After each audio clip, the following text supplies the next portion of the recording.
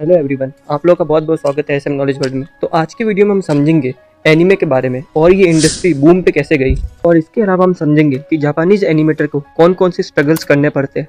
Japanese language में animation को anime कहा जाता है, और यदि वर्ल्ड लेवल पे देखा जाए तो जापान में होने वाले एनिमेशन को लोग एनीमे बोलते हैं। सबसे पहला एनीमे सीरीज एस्ट्रो बॉय जो कि 1963 से 1966 तक चला और ये फूजी टीवी पर आया था, जिसको ओसामा तेजुका ने बनाया था। सबसे पहली बार एनीमे छोटे बच्चों के लिए बनाया गया था, लेकिन इसकी स्टोरी टेलिंग जैसे जैसे बेहतर होती गई वैसे वैसे ये एडल्ट ऑडियंस को अट्रैक्ट करता गया, और सन 1990s के बाद एनीमे अदर कंट्रीज में बहुत जल्दी फेमस होने लग गया, और देखते ही देखते जापानीज एनीमे इंडस्ट्री 2.93 ट्रिलियन येन की हो गई।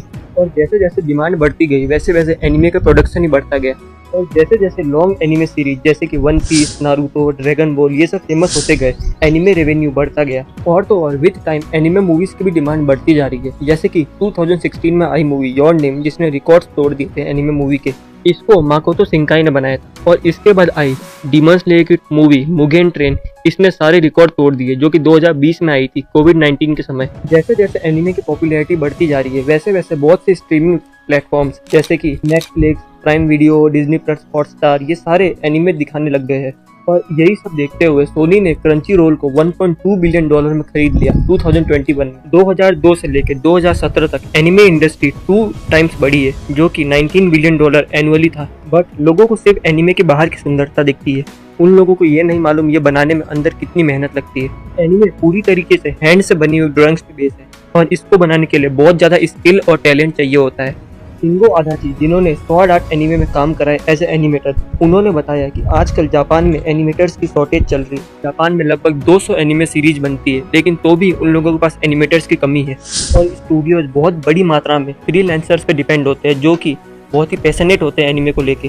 छोटे मोटे स्केचेस बनाने का काम और बिगनिंग लेवल का काम फ्रीलांसर्स करते हैं, लेकिन उसके बाद का जो बड़ा काम होता है वो एक्सपीरियंस एनिमेटर्स को दिया जाता है। एक एनिमेटर को एक ड्राइंग पे 200 येन मिलते हैं, जो कि $2 से भी कम है। लेकिन आप सोच रहे होंगे कि ये तो बहुत ज़्यादा है, क्योंकि एक हैंड ड्राइंग बनाने में कितना 1 घंटे का समय लगता है, लेकिन लोग सिर्फ वही देखते हैं। यदि देखा जाए तो एनीमे बहुत ही इन डेप्थ बनता है, उसका बैकग्राउंड, उसमें जो चीज़ें यूज़ हुई है, उसका एनिमेशन, इन सब में बहुत टाइम लगता है, और ये सब बनाने में एक ड्राइंग से भी 4-5 गुना ज़्यादा टाइम लगता है। और यदि एनिमेटर्स द्वारा बनाया गया एनीमे बहुत ही ज़्यादा नाम प्राप्त कर लेगा, जैसे कि अटैक ऑन टाइटन, लेकिन फिर भी उन लोगों की सैलरी नहीं बढ़ती, और एनिमेटर से इतना ज़्यादा काम कराया जाता है, कितनी बार तो वो अपने डेस्क पे सो जाते हैं। हेनरी थर्डलॉफ, जो कि अमेरिका के रहने वाले हैं लेकिन जापान में एज ए एनिमेटर काम करते हैं, उन्होंने बताया कि जब उन्होंने एनिमेशन इंडस्ट्री में काम शुरू करा तो वो 3 से 4 बार हॉस्पिटलाइज हो गए। स्टूडियो मैडहाउस का भी एक केस चला था कि वो 400 से ज़्यादा घंटे एक महीने में काम करवा रहा है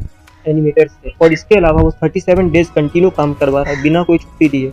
2014 में एक एनिमेटर की डेथ हुई थी जापान में, और इन्वेस्टिगेशन पे ये पता चला कि उसको 1 महीने में 600 घंटे से ज़्यादा काम करना पड़ा, इसकी वजह से उसकी डेथ हुई। इसलिए सुसाइड से बचने के लिए स्टूडियोज फ्रीलांसर्स को ढूंढते हैं, जो कि इजीली उनका काम कर देते हैं और कम पैसों में कर देते हैं, और एक फिक्स डेडलाइन पर काम करके पूरा दे देते हैं।